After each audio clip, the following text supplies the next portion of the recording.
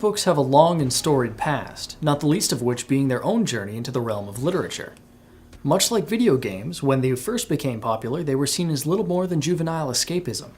Over time, however, a swell of artists who grew up with them started to make their own that made use of mature themes. These days, many comics and so-called graphic novels are considered literature. Aside from that interesting parallel, comic books and video games often tie into each other. I mentioned last week that comics based on the Halo universe existed, and they aren't the only ones. And just like there are comic books based on video games, so too can there be games based on comic books. But that raises an interesting question.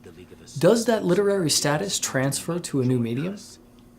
Batman has been in television shows and movies with varying degrees of literary merit.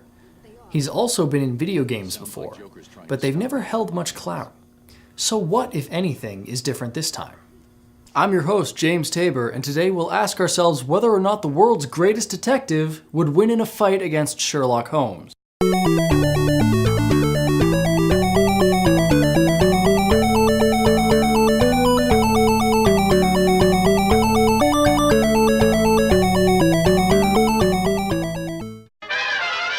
Okay, you can stop posting comments. I already know that Batman and Holmes have crossed paths before. But the other pressing matter you might be wondering about is why we're covering Arkham City when it is in fact a sequel to Arkham Asylum. I mean, why not do a double episode like we have been doing? First, if you'll recall, both the Portal series and the Halo series had close ties between their games. Asylum and City pretty much stand apart from each other. Second, they're basically the same game.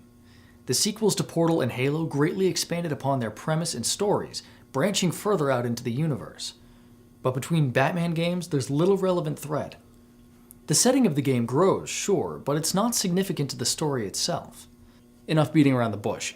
Is Arkham City literature, or isn't it? The first thing we should consider is Arkham City itself. It's a little problematic, not to mention hard to believe, that what is essentially a psych ward for a hospital would be expanded across several city blocks. And this is hard to believe for a game based on a comic book, where logic is the only superpower that nobody has. The premise behind the games seems strained already. This game could have taken place in Gotham itself as part of a breakout organized by Hugo Strange. There could have been Wayne Tech defensive gates keeping the criminals confined to a particular section. From there, the game would proceed as normal, with the added tension of protecting innocent people caught up in the crime wave. It's just one example, and the developers chose the reason they chose, but it comes off as a weak setting choice from the word go. This being a Batman game, you can expect a certain showing from the Caped Crusader's Rogues Gallery, and the game doesn't disappoint. There's Batman, obviously, plus cameos from Robin and Commissioner Gordon. And then there's a metric assload of villains, some of whom have never had a video game appearance before. This cavalcade of characters is impressive, but it serves to highlight a particular problem with comic book characters. Comic books need to sell an issue every month, but since the Batman comics all feature Batman and his entire supporting cast, writers and producers can't expect everyone to go back and read old issues. For one, they may not be available anymore, and despite their best efforts, not every story they ever told is relevant. The consequence of this is that they can't have major character arcs, at least not with the major characters. All their personalities have to be the same from one issue to the next, so if someone stops reading and starts again years later, things are more or less the same. Granted, there are some exceptions, Barbara Gordon's story of going from Batgirl to Oracle, for example, but in the end, Batman never changes. It's why Two-Face and Mr. Freeze never stay reformed, and it's why Bruce Wayne definitely wasn't staying dead for real after they killed him off. When superheroes transition to movies, they do an origin story or a reboot for this exact reason.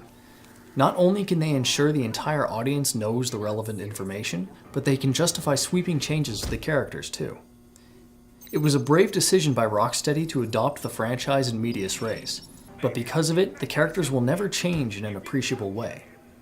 Then again, when you don't focus on characters, you get to focus on story. The game focuses on a Gotham slum that's now become an extension of the eponymous Arkham Asylum, thanks to some straight Orwellian lawmaking.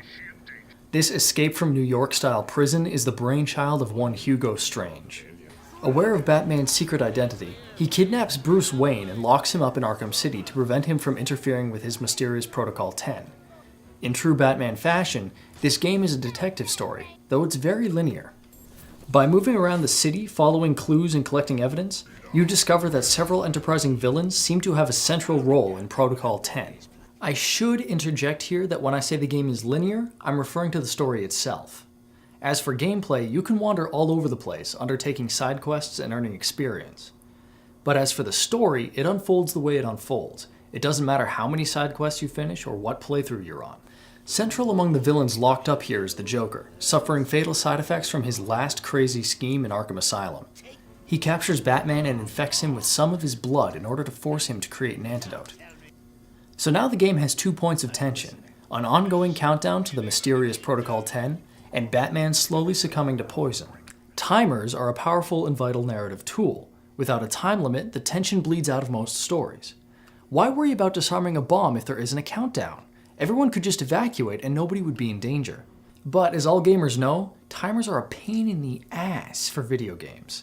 They make you feel rushed. So rather than make it a literal timer, the developers use these 2 metrics in order to tell you how far along you are in the game. Strange will count down to Protocol 10 on the hour, but it's not every hour of real time. Between countdowns, whether it takes you an hour, 30 minutes, or 2 days doesn't matter. He increments by 1. Protocol 10 will commence in 2 hours. Similarly, when Batman starts suffering from the effects of the poison, it happens at story-related points. Only when it creates more drama, naturally. In so doing, the game maintains that sense of urgency without forcing you to rush through the story. The strongest part of the story, however, is the ending. After Batman goes through a lot of trouble to synthesize the antidote and cure himself, the Joker attacks Batman and accidentally smashes the vial containing it. We're treated to this scene. Are you happy now? Do you want to know something funny? Even after everything you've done, I would have saved you.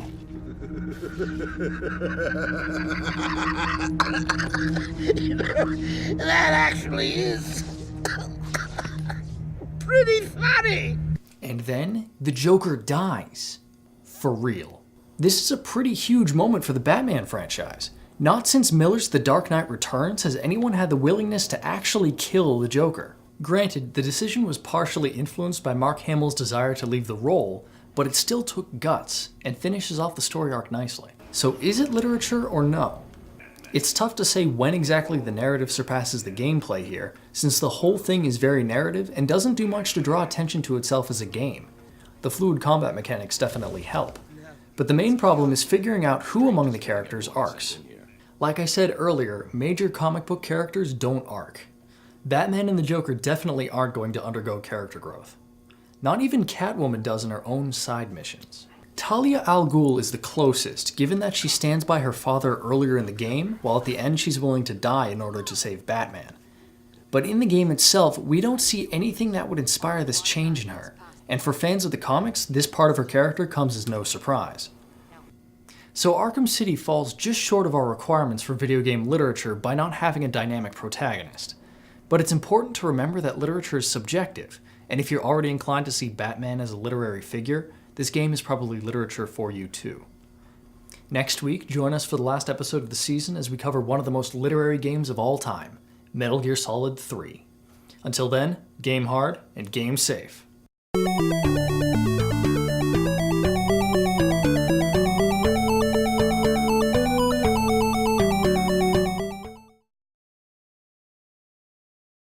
Thanks for watching. The discussion continues in comments below, so feel free to join us. If you like our show, please like and subscribe. You can like us on Facebook or follow us on Twitter, or even send us an old-fashioned email.